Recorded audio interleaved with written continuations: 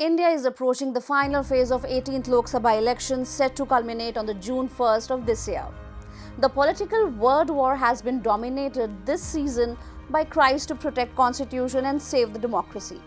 Among the loudest voices are those of the opposition parties, with the Congress party at the forefront accusing Prime Minister Narendra Modi of attempting to alter the constitution.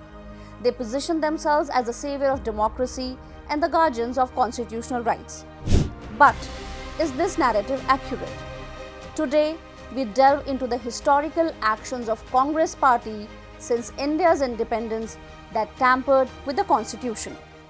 As of September 2023, the Constitution of India has seen 106 amendments since 1950, with Congress spearheading 75 of these changes, accounting for 71% of all amendments.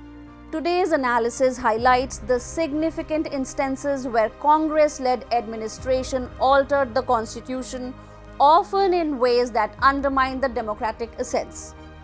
The First Amendment. In 1951, under the unelected Prime Minister Jawaharlal Nehru, the First Amendment to the Constitution was passed by a provincial parliament, limiting Article 19(1)(a) to restrict the freedom of speech and expression. This occurred when the Nehru government faced severe criticism in the press regarding its handling of the refugees crisis in West Bengal and the extrajudicial killings of the activists in Madras. When the courts declared the administration's censorship efforts unconstitutional, the government sought alternative measures. Citing a few judicial judgments, the government argued for the necessity of restriction on freedom of speech. The opposition, however, strongly disagreed, warning that such limitations could lead to the state abuse and undermine democratic freedoms. Despite these warnings and the court's observations, the Congress government used its parliamentary majority to pass the amendment. This particular amendment also exempted land reforms from judicial scrutiny. This early move by Congress, even before securing a full democratic mandate, set a precedent for limiting fundamental rights, raising questions about its commitment to democratic values. The 19th Amendment.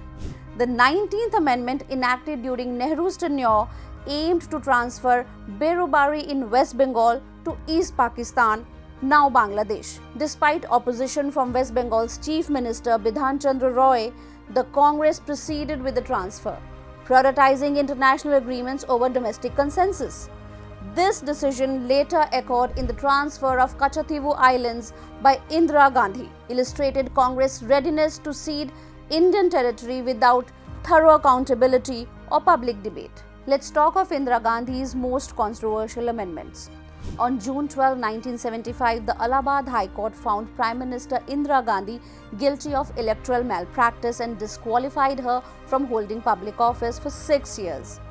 Indira Gandhi challenged this verdict in the Supreme Court, which permitted her to remain the Prime Minister but stripped her of decision-making powers.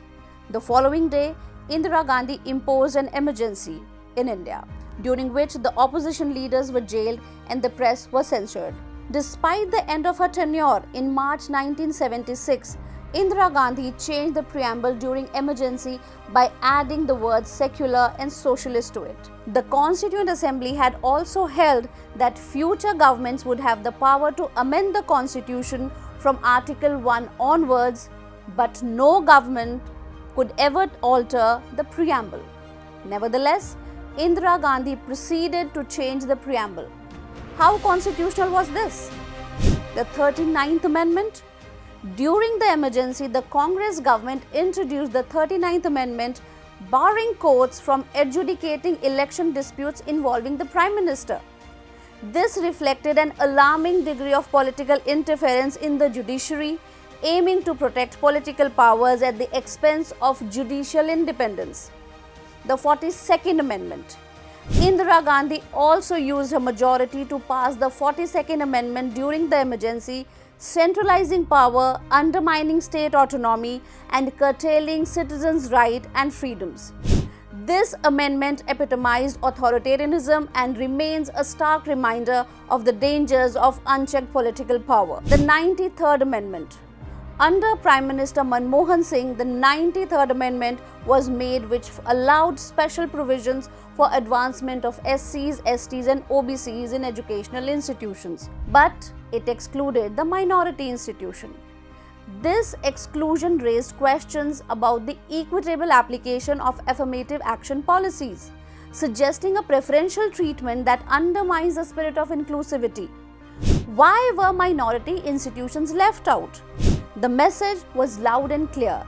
The upliftment of SC, ST and OBCs, the minority will never be asked to contribute even in the necessary field of education. The Congress Party's extensive history of constitutional amendments reveals a troubling pattern of prioritizing political expediency over democratic values, from curtailing fundamental rights to shielding political figures from judicial scrutiny, and from centralizing power to implementing exclusionary policies.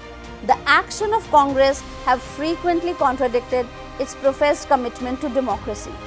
This historical context is crucial for understanding the party's current political stance and assessing its claim of moral superiority.